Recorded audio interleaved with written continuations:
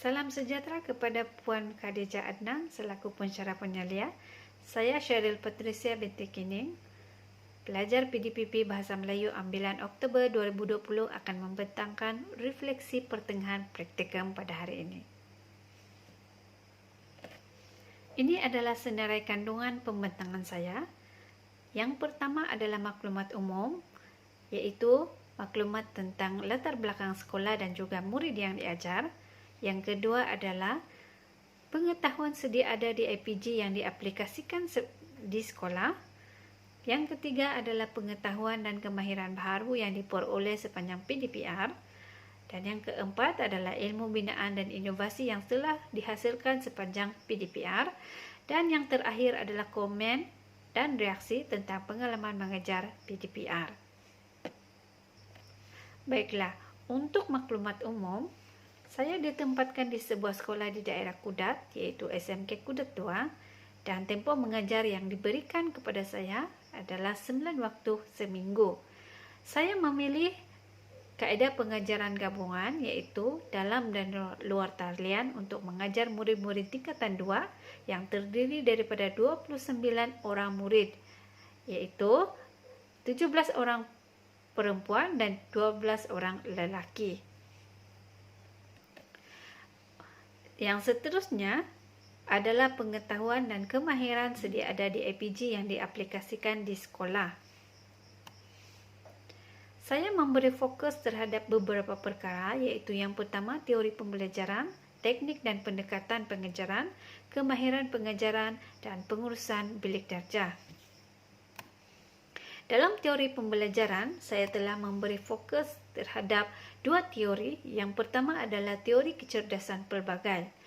Gardner 1999 berpendapat bahawa kecerdasan seseorang dapat ditingkatkan melalui pendidikan dan latihan. Setiap individu mempunyai tahap kecerdasan yang berbeza.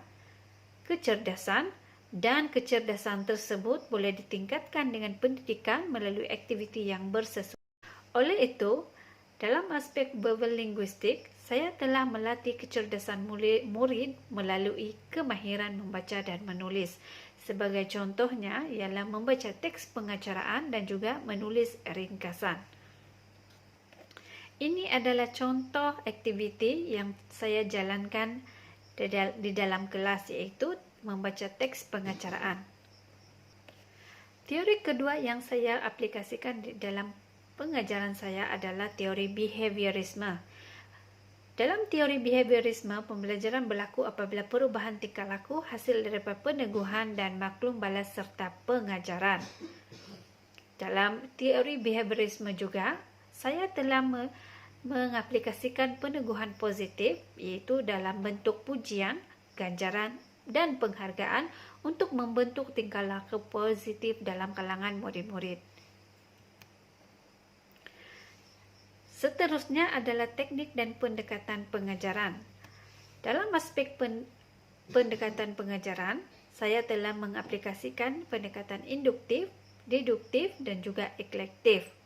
Menurut Julia Long 1992, pendekatan ialah proses pengendalian pengajaran secara keseluruhannya di dalam bilik darjah. Pendekatan yang digunakan seharusnya sesuai dengan perkembangan diri dan kebolehan murid-murid agar suasana pembelajaran lebih sempurna, menarik dan berkesan.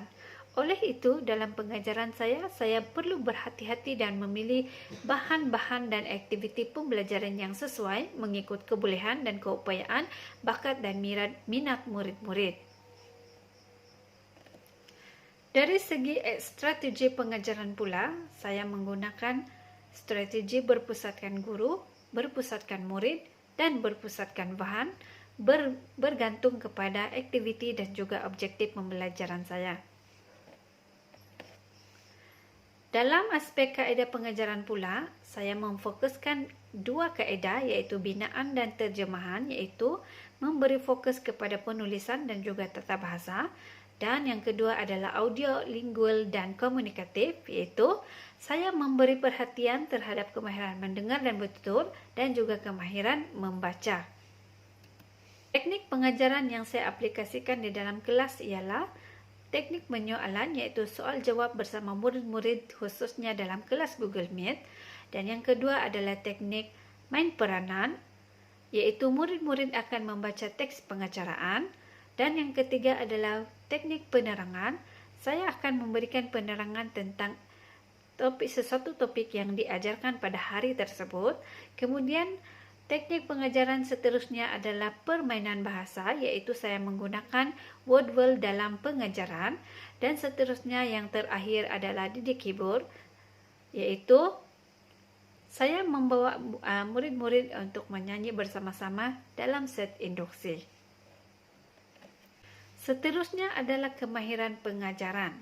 Dalam kemahiran pengajaran saya menggunakan kemahiran set induksi, kemahiran pengukuhan, kemahiran penggunaan BBM, dan kemahiran memberi penerangan. Dalam kemahiran set induksi yang digunakan adalah berkaitan dengan tajuk pembelajaran dan boleh menarik perhatian murid seperti lagu. Seterusnya adalah kemahiran pengukuhan. Dalam kemahiran ini saya memberi respon kepada murid yang bertanyakan soalan dan memberi hadiah kepada murid-murid yang rajin masuk ke kelas dan melibatkan diri dalam aktiviti yang dijalankan. Seterusnya adalah kemahiran penggunaan BBM. Penggunaan BBM yang dihasilkan adalah menarik dan interaktif serta mudah diakses oleh semua murid. Yang terakhir adalah kemahiran memberi penerangan. Dalam kemahiran memberi penerangan, saya menggunakan bahasa yang sesuai dan mudah difahami oleh semua murid. Ini merupakan contoh set induksi yang saya gunakan, yaitu lagu penjodoh bilangan dan juga Mari Teroka jenis ayat. Dalam kemahiran pengukuhan, saya telah memberi hadiah khas dalam bentuk isian semula kepada murid-murid yang rajin mengikuti kelas untuk menggalakkan murid-murid mengikuti kelas seterusnya dan menarik minat murid-murid yang lain. Dalam kemahiran penggunaan BBM pula, saya telah menggunakan TikTok dan juga Canva untuk menghasilkan bahan bantu mengajar yang digunakan dalam kelas. Yang terakhir adalah pengurusan bilik darjah. Dalam pengurusan bilik darjah, saya merancang dan mengurus pembelajaran, yaitu saya mengenal pasti sukatan pelajaran tertentu yang sesuai dijalankan bagi mempersiapkan murid dengan teknik menjawab soalan peperiksaan. Contoh teknik menjawab yang telah diberikan kepada murid adalah teknik menjawab soalan novel, teknik menjawab soalan ringkasan, tata bahasa, yaitu penjodoh bilangan dan juga jenis-jenis ayat. Kedua-dua topik tata bahasa ini adalah topik yang ditekankan di dalam DPK, yaitu Dokumen Penjajaran Kurikulum. Selanjutnya adalah pengetahuan dan kemahiran baharu yang diperoleh sepanjang proses PDPR. Seterusnya pengetahuan baharu yang saya pelajari sepanjang melaksanakan PDPR adalah yang pertama, perancangan RPH, yaitu saya telah menyediakan bahan bantu mengajar yang sesuai dengan objektif pembelajaran. Yang kedua adalah kawalan kelas ketika menjalankan kelas melalui Google Meet. Yang ketiga adalah TMK, yaitu teknologi maklumat. Dalam teknologi maklumat, saya telah mempelajari beberapa aplikasi yaitu TikTok, Wordwall, dan juga Canva. Seterusnya, saya juga telah belajar bagaimana untuk membuat pelaporan melalui SPDPR, yaitu Sistem Pelaporan Pengajaran dan Pembelajaran di Rumah. Yang keempat adalah ilmu binaan dan inovasi. Sepanjang PDPR, saya telah mengenal pasti beberapa masalah. Masalah pertama adalah murid tidak dapat menghasilkan ringkasan karangan yang lengkap. Hal ini demikian karena murid-murid tidak dapat mengenal pasti kata kunci soalan, murid tidak dapat mengenal pasti isi penting ringkasan yang mencukupi, ayat yang dihasilkan tidak gramatis dan melebihi 100 patah perkataan.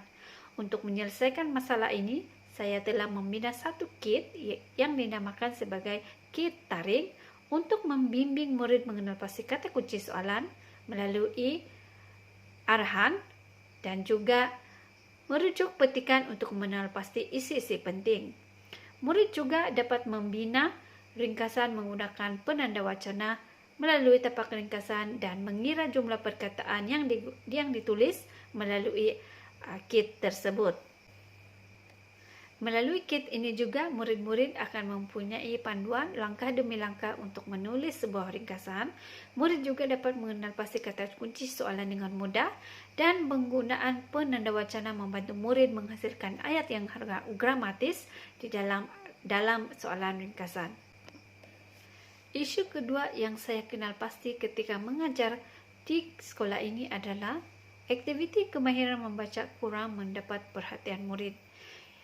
Aktiviti kemahiran membaca yang disediakan oleh guru kurang mendapat sambutan murid, dan sebagai solusinya, saya telah menyediakan bahan bantu mengajar, khususnya aktiviti membaca teks pengacaraan yang interaktif menggunakan TikTok.